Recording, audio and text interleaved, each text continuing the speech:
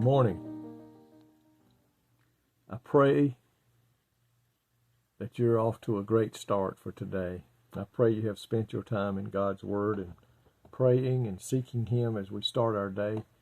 I believe as we do that, every day that we do that becomes a good day. Oh, we may have bumps and ups and downs and be on a mountain and down in the valley, but I don't think you can start your day any better than spending time with God in prayer, spending time in God's Word. And I believe when we do that, our day is off to a great start.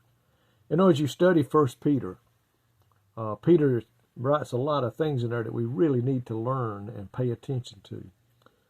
1 Peter chapter 2, verse 11, is Peter speaking to the church there. Listen what he says. Dearly beloved, I beseech you, as strangers and pilgrims, abstain from fleshly lust, which war against the soul. Abstain. Stay away from. Avoid the things that war against our soul. When we become God's child, our new position as God's possession sets us apart from the people in this world. We are called to become different, to be that peculiar nation. We are now pilgrims in this world. This world is not our home. We don't belong here anymore. As a child of God, our citizenship now is in the place He has prepared for us called heaven. And as a child of God, we are headed there. But between here and there, we must abstain, stay away from, avoid in any way possible. It says here, the evil pleasures of this world which seeks to destroy us. I have a sermon that I'm preaching here very soon on how to overcome temptations. And folks, as Christians, we're going to have those temptations and those trials and those troubles all the way to glory. The devil is doing his best to trip us up, to cause us to fall. And we need to pay attention to what is going on. And it says in a godless culture, we are called to distance ourselves away from fleshly lust, earthly values and possessions. We need to put them things behind us, but not to the point that we're so living full of integrity that we can't reach out to those who are trapped, who are caught up in these things now, who are lost and need to know Jesus.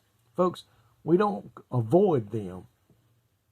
We want to stay where we can reach them and witness to them and offer them the opportunity to make the Lord Savior, Jesus Christ, their Savior. We need to stay close to them, but at the same time, we got to avoid the things that have got them held captive. God has freed us from those, and we don't want to get entangled in that again, but we must avoid them at all costs. How do we do that?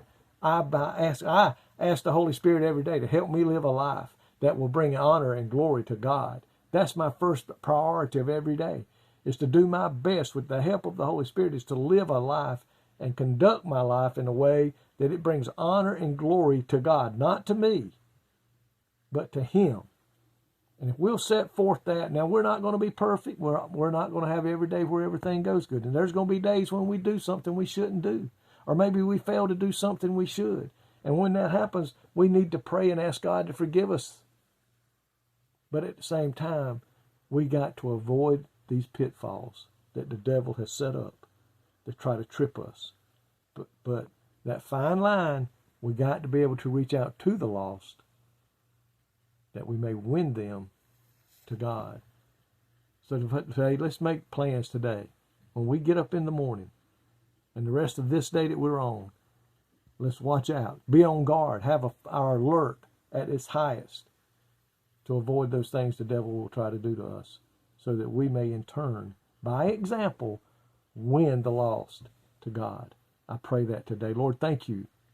God, we know that there's troubles and trials ahead, but we also know that you give us the strength. You have the power. You have angels around us.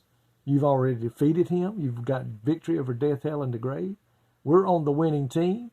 And all we have to do, Lord, is trust in you. Keep our eyes on you. Stay in the Word. Bring our troubles and our trials to you. The battle's not ours. The battle is yours. And we know with you, we're a winner. And Lord, we thank you for that today. In Jesus' name, amen. May God richly bless you is my prayer.